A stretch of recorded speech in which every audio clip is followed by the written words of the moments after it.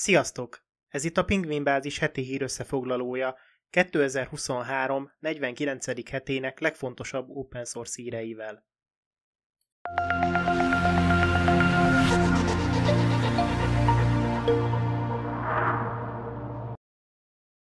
A Linux Mint csapata bejelentette a Linux Mint 21.3 beta verzióját, amely már meg is jelent a napokban ISO lemezképként, és elérhető mindhárom Linux Mint variánshoz. A 21.3 a Virginia kódnévre hallgat, megjelenése még az idei év karácsony környékére van tervezve. A beta verzió lehetőséget ad a felhasználóknak, hogy korai bepillantást nyerjenek az új funkciókba és fejlesztésekbe, amelyeket a Linux Mint csapata integrált a népszerű Ubuntu alapú disztribúcióba. Bár a Mint 21.3 XFCE és Mate kiadásai valószínűleg unalmasak lesznek, a Cinnamon asztali környezetet felvonultató kiadás számos izgalmas változtatást tartalmaz a Linux Mint rajongói számára. Ide tartozik a legfrissebb Cinnamon 6.0 asztali kiadás, amely bevezeti a Wayland támogatást. Ez egy kísérleti verzió, amit a bejelentkezési képernyőről lehet aktiválni az alapértelmezett munkamenetről való kijelentkezés után, a Cinnamon Wayland lehetőséget kiválasztva. A Wayland munkamenet továbbá kísérleti támogatást nyújt majd a HiDPI képernyőkhöz.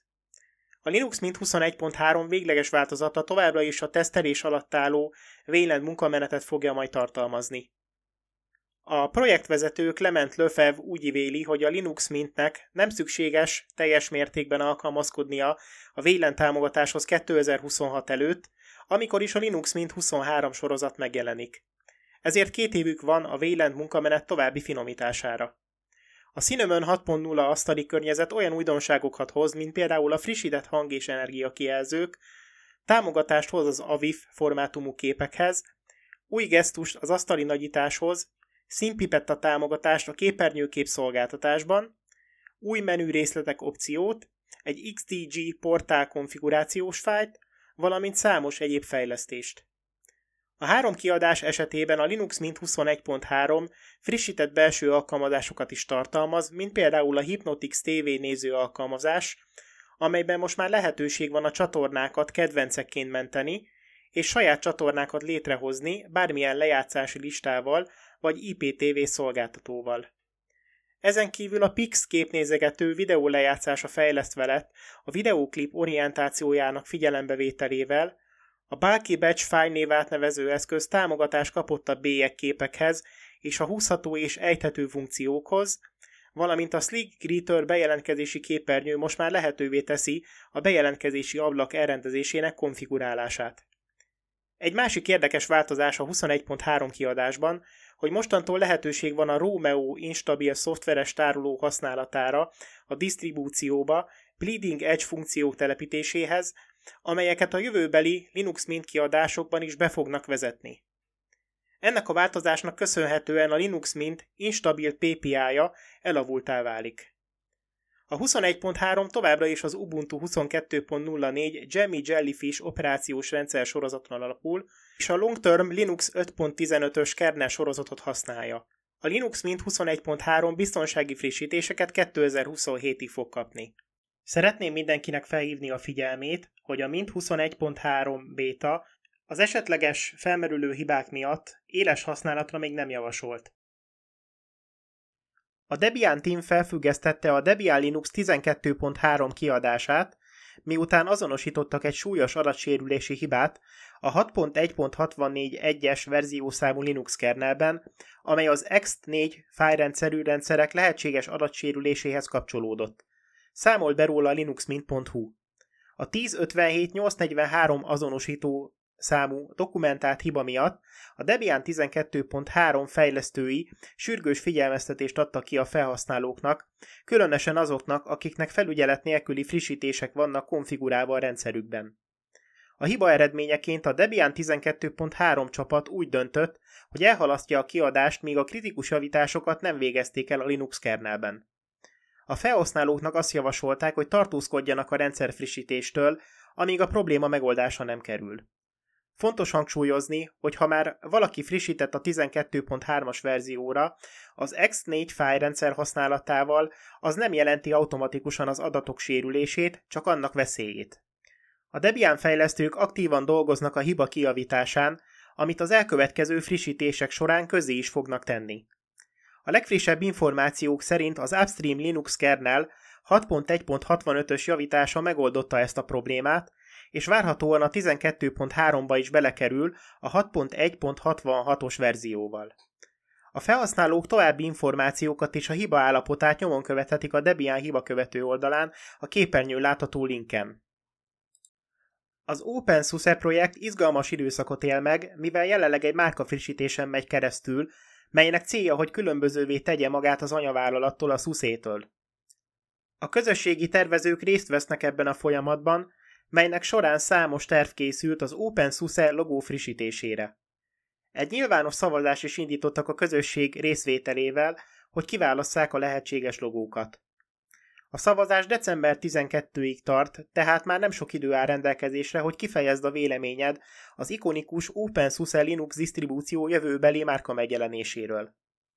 Az OpenSUSE projekt további célja a márkafrissítéssel az, hogy hangsúlyozza a nyílt forráskódú közösségi projekt egyediségét. Douglas DeMaio, az OpenSUSE szóvivője, szerint a jelenlegi márkaelemek összezavarhatják azokat, akik nem értik a SUSE vállalat és az OpenSUSE közötti kapcsolatot. Az új logó célja, hogy ne vállalati, hanem közösségi hangulatot teremtsen. Fontos megjegyezni, hogy a nyertes logót nem azonnal alkalmazzák, hanem fokozatosan beépítik a márkába. Az ikonikussá vált Geeko-Geek logót az átmeneti időszakban továbbra is használni fogják, és a szavazás során elérhető több mint 30 logó mindegyike a híres Geek kreatív változatát kínálja. Tehát ha még nem tetted meg, tölts ki a kérdőívet és szavazz az új logóra, hogy meghatározz az OpenSUSE Linux disztribúció új irányát. A Raspberry Pi alapítvány kiadott egy új verziót a Raspberry Pi OS disztribúcióból, mely javítja a legújabb Pi 5 modell támogatását. Az új kiadás sötét GTK témát hozott, frissített alkalmazásokat és új funkciókat tartalmaz. Az új Pi OS kiadás 2023. 12.5 verziószámmal egy új sötét GTK témát hozott, melyet a kinézet, beállítások, rendszer, sötét menüpont alatt aktiválhatsz. Alapértelmezetten bekapcsolja az akkumulátorfigyelő beépülőt a panelen, és hozzáad egy új feladatsáv beállítások menüpontot a panel jobb kattintásos tartalommenüjéhez. Ezen kívül ez a kiadás harmonizálja a GTK Plus 2 témát a GTK Plus 3 témával a Qt alkalmazások támogatásának javítása érdekében. A PixDecor pluginban lehetőség van a témafájlok figyelésére, hogy azokat azonnal betölthesse. A legújabb Pi 5 modell esetében ez a friss Pi OS kiadás támogatást ad a soros portváltáshoz, mind az RC GUI, mind a Raspberry Config eszközökben. Frissíti mind a matematika, mind a Scratch 3 alkalmazásokat az új Raspberry Pi lapka számítógépen, valamint az ARM 64 bites telepítéseken. Egyebek között a Raspberry Pi OS 2023 12.05 támogatást ad az érintőképernyők azonosításához, egyedi eszköz-specifikus karakterláncokkal, hogy helyesen lehessen társítani a kijelző eszközökhöz, illetve kompatibilitást kínál a Raspberry Pi kijelzőkkel, javítja a Wave-file renderelést, és hozzáadja a GPIOD bináris eszközöket és a Python 3 VM-vet a Raspberry Pi OS Lite kiadáshoz. Több alapalkalmazás is frissítettek ebben a kiadásban, amely tartalmazza a Mozilla Firefox 119 és a Chromium 119 webböngészőket, a Tonni 4.1.4 Python IDE-t, valamint egy új verziójú WVNC VNC szervert VRoots alapú VLAN kompozitorokhoz, amely támogatja a titkosított kapcsolatokat. Több hibát is javítottak, beleértve a támogatás az USB hangeszközökhöz, a hangerő billentyű parancsokhoz, az ablakcímekhez csempészve, a helyi DEP csomagok telepítéséhez, a rendszerfrissítésekhez és a GPU beépülőhöz, valamint néhány ablakkezelő összeomlásának kijavítására. A Raspberry Pi OS 2023 12.05 már elérhető letöltésre a hivatalos weboldalról vagy a Raspberry Pi Imager segítségével. Az új verzió a Debian GNU Linux 12 Bookworm operációs rendszer sorozaton alapul, és a Linux 6.1.63 LTS kernel sorozaton fut. A Zorin OS csapata bejelentette a közelgő Zorin OS 17 kiadás béta változatának nyilvános tesztelése való elérhetőségét, amely számos új és izgalmas funkciót ígér.